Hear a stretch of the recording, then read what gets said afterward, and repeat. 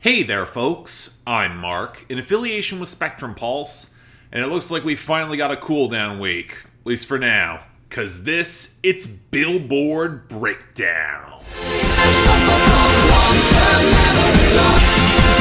I don't remember. Hey, I guess sometimes we're due for it. I gotta admit, these days they become harder and harder to predict, mostly because album bombs persist in weird ways and it's tough to judge what rebounds and returns will actually break through. Right now, I'm just grateful that we got it, especially given what could be coming in the next couple of months in terms of major name releases, and that's just based off the ones we know. I'm probably going to put some surprises up there too. But anyway, our top 10, where As It Was by Harry Styles once again squats at the number 1. And I guess this is what happens when you're just dominant on radio enough that good streaming keeps up your margins. Because compare this to Bad Habit by Steve Lacy, stranded at number 2. Yeah, the streaming is really damn strong, but he's got less than half of Harry Styles' radio presence there, and that's a tough margin to beat, even with Billboard's wonky wang. Speaking of which, riding its own strong radio and a considerable sales boost, Late Night Talking by Harry Styles has rebounded into the top 10 up to number 3. It's always had some streaming,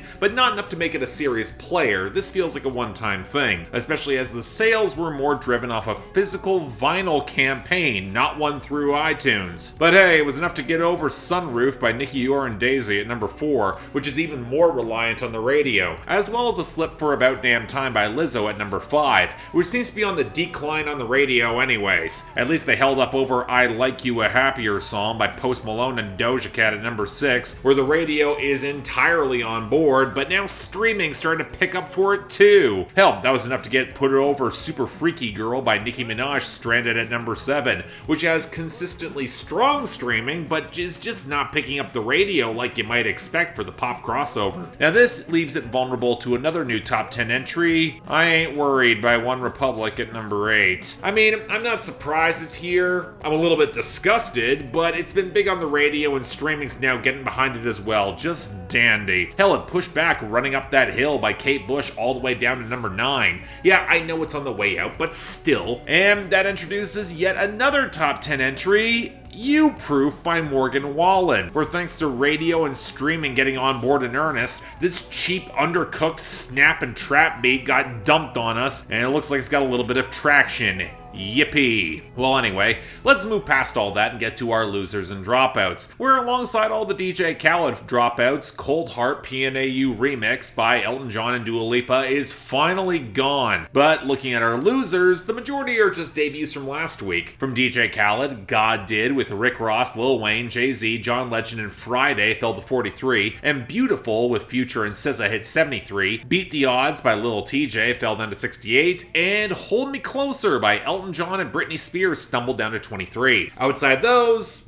continued losses for Pink Venom by Blackpink at 67 and Sticky by Drake at 69, along with Wishful Drinking by Ingrid Andress and Sam Hunt losing any album traction to 61. I really hope that her promotion doesn't stop after this one song. There's better on the album. Please give her a proper shot. But as in most weeks after an album bomb, we got a lot of returns and gains. And in the former category, basically the bottom end broke through without much music quality. Country On by Luke Bryan at 97, Snap by Rosalind at 93, Soul by Lee Brace at 89, Don't Come Lookin' by Jackson Dean at 88, and Music for a Sushi Restaurant by Harry Styles at 87. Why won't this song just die? And speaking of disappointments, the one debut that picked up significant gains this week was I'm Good Blue by David Guetta and BB Rex at 46. And while we're on the topic of me being annoyed, Bones by Imagine Dragons went up to 48, Despecha by Rosalia went to 63, Truth About You by Mitchell Tenpenny rose to 54, and rebounding from the losses, Whiskey on You by Nate Smith went to 71, and She Likes It by Russell Dickerson and Jake Scott rose to 74. Thankfully, our other recovered losers, they're better. Until I Found You by Steven Sanchez at 75, and Pick Me Up by Gabby Barrett at 70, and the rest, they're at least tolerable, if not good. To Be Loved, Am I Ready by Lizzo at 78, Last by Burna Boy at 53, Die For You by The Weeknd at 52, Left and Right by Charlie Puth and Jungkook at 37, and most happily, Something in the Orange by Zach Bryan up to 32. Now let's get Oklahoma Smoke Show out of the bubbling under charts and we could really be building something here. But now on to our reasonably sized list of new arrivals, starting off with number 100, Sin Fin by Romeo, Santos, and Justin Timberlake.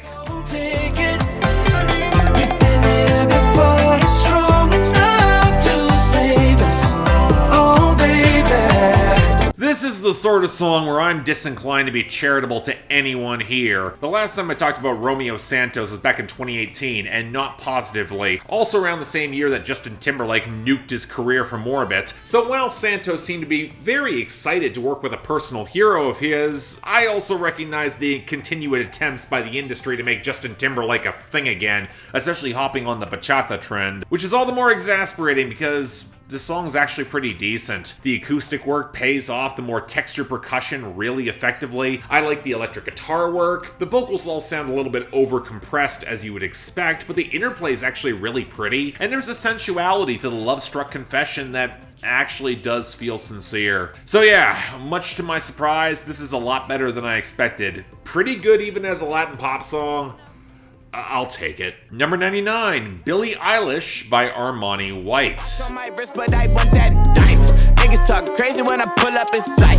Mile high, run that shit back, bitch, I'm stylish. Okay, let's not mince words. If the only way you can get attention to your music is to clickbait the title of your song based on a much bigger artist, do you really have anything that's worth offering? What's annoying is that this has happened before with that Post Malone song from Sam Felt, and now we're getting one from Armani White, who actually seems to have had some projects in the past couple of years, but this is the TikTok single that got the traction. And more amazingly, it doesn't use Billie Eilish like rappers normally use the names of white girls as a metaphor for cocaine. It actually refers to her t-shirt choice. And that's really about it for a stock trap banger with a vaguely Middle Eastern inspired melody, some thudding bass, and Armani White's flexing. What's frustrating is that he actually seems to have some personality. I could like this guy. He's got charisma, he can flip his flow in some slightly kooky ways. I probably would be fine hearing him doing something beyond a TikTok flick that can barely sustain 90 seconds. So no,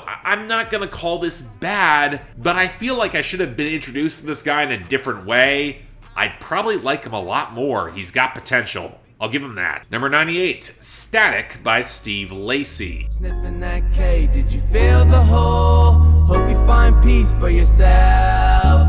New boyfriend ain't gon' fill the void. Okay, let me get this straight. Steve Lacy has a bona fide hit on his hands, and you're going for the next single, and you go with this? Not Helmet, not Sunshine, and somehow it feels like even more of a fragment. There's no hook, just a single verse, some doot-doos, and some really nice damp guitar chords to end off the song. It's more of an intro to the album than anything else. It's also not especially likable. I'm already not impressed with Steve Lacy's singing, given how flat he can sound, but this song is targeted at a girl who's doing a lot of drugs and whose boyfriend might not be giving her everything that she wants, and hey, he can fill that void. And I get that the song is at least partially ironic. He sounds like a mess himself. None of this is all that healthy. He knows it. But it's also not nearly as low-key charming as he seems to think that it is, and I'm just not nearly as enthused. Skip it. Number 91, Calm Down by Rema and Selena Gomez. For lockdown, oh lockdown. Yo, you sweet life, phantom.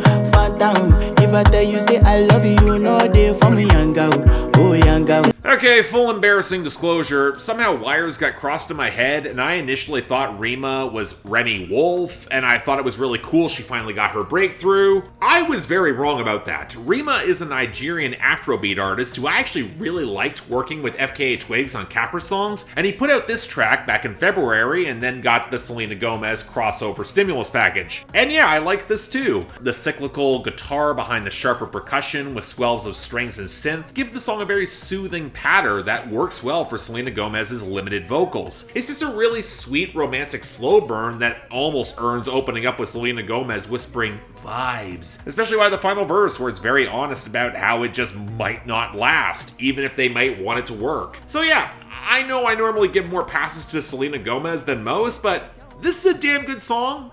Check it out. Number 77, Romantic Homicide by David. It feels like you don't care.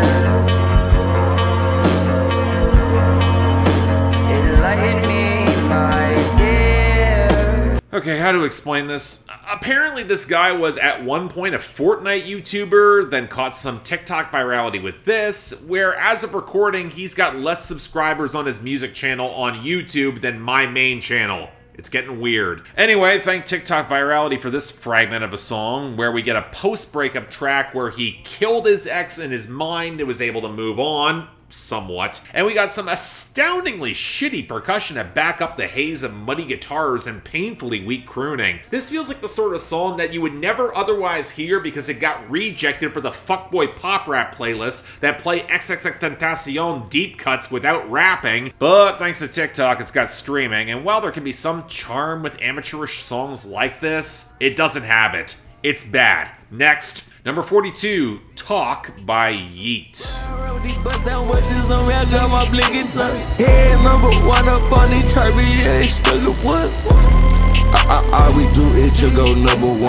There's a very real chance we'll have to deal with the Yeat album bomb soon. As of yet, I haven't been able to fully find something from him that I actually like, so we could be in rough territory. Anyway, this... yeah, it's not getting there either. The trap percussion feels painfully cheap as the synths drop a sour fizz over some half-heard melodic touches. The atmosphere is just real goopy behind this. Yeat's got no power as a vocalist, trying to imitate Travis Scott by way of Young Thug at his most boring. And for as much as this brand of rage music is supposed to get me really turned up, it's too leaden and underpowered and bland lyrically to go anywhere. I mean, it's not even bad per se, it's just painfully mediocre and tedious. Although, considering the emotions it's trying to evoke, I think that's where it fails. And finally, number 25, Detox by Lil Baby. She like me cause I'm G by her Givenchy.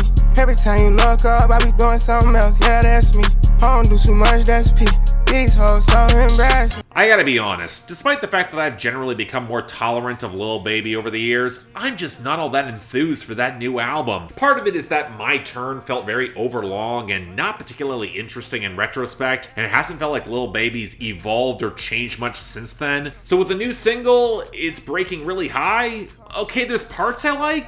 The trap production's well balanced with the blend of keys, the guitars, and the choral vocal sample, and Lil Baby's got a good enough flow to ride it. The problem is that he still feels very limited as an MC. He's once again focusing on his hustle to make even more money to provide for his girls and his crew, to the point of damn near exhaustion where he's got a detox from said girl. And I gotta wonder if any of this is actually making him happy. He sounds exhausted to play and work this hard, and while I get the ambition, if you don't enjoy it in your own lane, I'm not sure it's going to be sustainable or memorable, especially when you reference P on the hook, which is a meme that should have died the second that Gunna put out his album. Overall, yeah, it's fine, but Lil Baby's made a lot of songs like this, and I'm not sure there's enough here that helps this stand out. But anyway, that's our week. I mean, it started off okay before turning to crap, but thankfully we got enough here. Best is going to Calm Down by Rema and Selena Gomez. Honorable mention to Sin Fin by Romeo, Santos, and Justin Timberlake. I know, I'm surprised about it too. Now worst... yeah, Romantic Homicide by David, with Talk by Yeat as a dishonorable mention. I really look forward to when Duke Deuce brings back crunk proper to the mainstream, and we don't have to worry about these undercooked rage acts anymore. I'm just not impressed. Although with a likely album bomb from Yeat, probably won't be next week or anytime soon, fair warning. But until then, I'm Mark, you're watching Billboard Breakdown, affiliated with Spectrum Pulse, and I'll see you next time.